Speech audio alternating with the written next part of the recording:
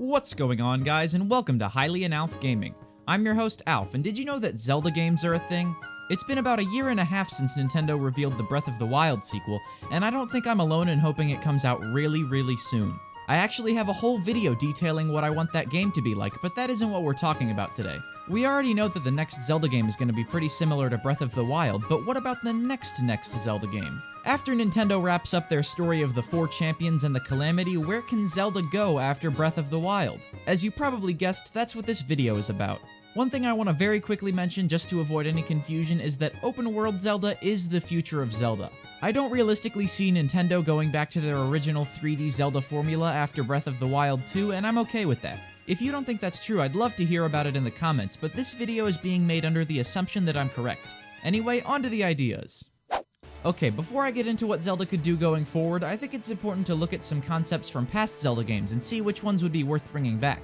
First, it's the game that I just can't shut up about, Wind Waker. I love so many things about Wind Waker, but if I'm being honest, a lot of them probably aren't universally good or unique things that I should mention here. There was one really cool thing Wind Waker brought to the table that I miss a lot though, and that's sailing. Zooming around the Great Sea on the King of Red Lions was one of the most incredible feelings I've ever had during a game, and I think it's a shame that they've never really done anything else with the concept. I'm pretty sure Phantom Hourglass had a boat in it, but I've never played that and it looks completely different from Wind Waker. No, I want to sail around Hyrule GameCube style, but I wouldn't keep it exactly the same. You see, I love discovering everything the flooded Hyrule had to offer, but I can also acknowledge that it's way more satisfying to explore in a game like Breath of the Wild. The Great Sea was basically empty aside from its 49 locations, and it didn't help that Link was pretty limited while he was in his boat.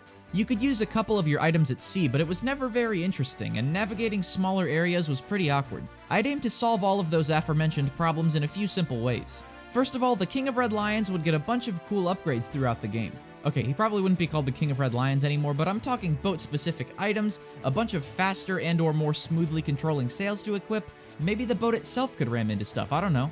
Also, there would be way less empty space in between land, and just a lot more land compared to Wind Waker. Perhaps most importantly though, you'd actually be able to go underwater with Link in this hypothetical game.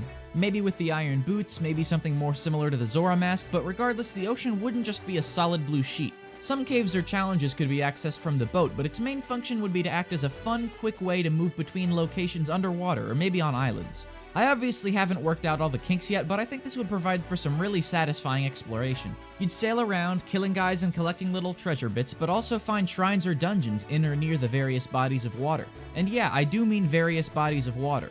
The Great Sea was cool and all, but I've always imagined sailing as being an addition to Link's toolset instead of the main focus of the game moving forward. I think this new Marine Zelda game would have pretty similar open-world gameplay to Breath of the Wild, only a bigger percentage of the map would be taken up by lakes, rivers, or oceans. But I'm just brainstorming at this point. I think I've made my first wish pretty clear. Let's move on to the second thing I want to bring back, which actually comes from Skyward Sword. I've only ever played this game for about an hour for reasons I won't get into now, but do you know what was a really awesome feature of that game? Loft wings. I seriously think flying around on a giant bird is one of the coolest things a Zelda game has ever let you do. If there had been more actual content in the sky, that would have been seriously incredible, so let's put more stuff in the sky. I wouldn't have the sky and the ground be totally separate like they were in Skyward Sword, but imagine if in addition to a massive Breath of the Wild-esque world, there were a ton of islands or whatever, just chilling up in the sky. You could fly around through every part of the world on your Loftwing, but you'd still be incentivized to move by land at first so you wouldn't miss a shrine or whatever. Okay, I know I've essentially just described two new movement systems at this point, and I'm probably not making any sense, so I'm gonna move on and hope you all get what I'm talking about. Next, it's time to talk about the less surface-level ideas for this new game, starting with the dungeons. The various challenge-filled areas in previous Zeldas have often been the main or only appeal of those games, but Breath of the Wild scaled back dungeon content dramatically. There were only 4 real dungeons, and while I enjoyed them the first time around, I have to admit that they aren't the series' best. I love that they're these gigantic animal robots designed to take out Ganon himself, but that's about all I can say was objectively good about them looking back. The ability to move parts of each beast was cool, but the puzzles were still generally pretty basic and short. Each divine beast is only about half an hour long if you know what you're doing, even shorter for some of the easy ones. There was also hardly any combat to speak of, and the bosses at the end of each dungeon were almost identical aside from Thunderblight Ganon. I'd have the next Zelda game solve all these problems, and I think the solutions are pretty much summed up by the issues themselves. There would be a few more major dungeons, they'd be longer, they'd have more combat, and I'd probably make them just a little bit more linear for an added sense of progression. One big thing I want to note though is that I don't see these dungeons being identically themed behemoths that you can see all of from the start of the game. It was awesome the first time, but I think it would be way cooler going forward to crank the exploration up to an 11 and find most of the dungeons hidden throughout the world. Some of them could be cave systems, some of them could be hidden inside giant trees or whatever, I don't really know. Just the concept of having no idea where or when you'll find the next awesome dungeon sounds super satisfying to me. But Alph, you're completely ignoring the game's 120 unique shrines. Those gave Breath of the Wild more dungeon content than any other Zelda game. You're just a selfish, spoiled baby. You're right, Squidward, and I definitely appreciate the shrines. Seeing that little orange glow off in the distance was one of the most exciting parts of Breath of the Wild, and I definitely don't want another Zelda game without some equivalent. However, the shrines certainly weren't perfect, so I think there's a lot of room for improvement. Before changing everything up though, it's important to point out what specifically made shrines good in the first place to make sure we don't lose that in the process. At their core, I think shrines had two universal positives. First is the fact that you found them scattered across the world, which is pretty self-explanatory and easy to bring back.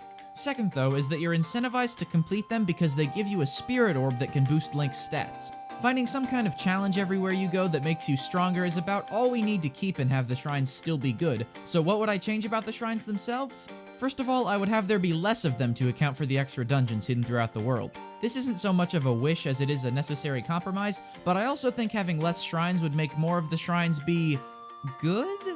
I don't know, when I played Breath of the Wild for the first time, I just did all the shrines I found and I didn't care what was in them. Playing the game again though, I would often ask myself, why is this one its own shrine? And I don't even just mean the blessing shrines, most of the puzzle ones were kinda bland too. Very few of them had a satisfying progression of an idea, you just kinda moved a couple things and bam, spirit orb. I get that it's really hard to create dozens and dozens of interesting, unique puzzles, but I'm hoping that a smaller shrine count would make this a more feasible goal. Combined with a world similar to Breath of the Wild and a larger number of better dungeons, these improved shrines would probably make the best Zelda game ever. But there's still one thing about the Breath of the Wild formula that I'd want to tweak to make this game absolutely perfect, and it's really hard to go about changing. You see, one of Breath of the Wild's main appeals was the ability to go anywhere and do anything you wanted right from the start of the game. You got all of your main abilities at the tutorial, so nothing was off limits. This felt awesome, but it also lacked a certain sense of growth. In past Zelda games, Link would unlock the ability to find new secrets and areas by getting new items. Breath of the Wild did make up for this by having your health and weapons scale up as you played, but it wasn't quite the same. The enemies got stronger along with you getting better weapons, so not much ever changed. The only significant progression in Breath of the Wild was in the combat, and the only relative change to that combat was Link getting more health or better armor. This means that the only notable difference between doing stuff right after you leave the Great Plateau and doing stuff after having completed every shrine is that the game is just easier. It gets harder for enemies to kill you, and that's it. I'm not one of those I need my games to be difficult to be fun people, but this progression isn't a progression. That's not to say it's not a good idea to have enemy health and weapons scale up across the world with Link, but we can still add some new stuff to make the next game have even better player growth. We can't just throw some progression items in and call it a day though, because like everything in life, it's not that simple. It's cool to need new items that open secrets and find new areas, but that's not really Breath of the Wild. If you can get to a place, you should still probably be able to do everything you see there, otherwise it just creates backtracking. Before I present my solution to this problem, I'm gonna state the obvious and remind you that I'm not a game designer or all that smart. All of the ideas I've presented might just be dumb and bad, so please point out any glaring flaws to me. Okay, so how do you keep the non-linear, open-world style of Breath of the Wild while also having satisfying item and/or ability-based progression? What if the map itself was split up into multiple sections that you needed new items to get into and you unlocked these sections throughout the game? Say, an ocean and the sky, for instance? It wouldn't be a linear progression, but imagine gaining access to entire new types of areas to explore as you played. You'd start on something like the Great Plateau and gain access to all your land-based runes or items. From there, you'd be able to do everything there is to do on land, even take on the final boss right away if you're good enough. Or, if you want to progress after a little while, you could go complete the part of the game that gives you your boat and all your water-based items. Then you could do everything in the ocean or whatever. Then, do the area that lets you unlock your giant bird and take on the sky with your new abilities. You'd get to experience substantial, tangible upgrades to Link multiple times throughout the game while still being able to do and explore almost everything you could see. If anything, having areas blocked off would make it even more satisfying. Again, the land portion of the game could be just like Breath of the Wild, but it would be so cool to look off into some vast ocean and be like, oh man, what could be on all those islands? Or look up into the sky and say, wow, how can I get up to those structures? I don't think it would take away from the game's sense of exploration and freedom to add that kind of progression, but of course this is all my opinion. Either way, I think my ideas would make one heck of a Zelda game. Alright, well that was fun. To recap, I want the next Zelda game to have more major dungeons with better content, a more quality over quantity collection of shrines, and a really cool progression system where you can quickly traverse large bodies of water and literally fly by the end of the game. Wow, that sounds really stupid when I say it all at once, but you watched the video and I thank you for that. Remember to like and subscribe if you enjoyed, and have a great day.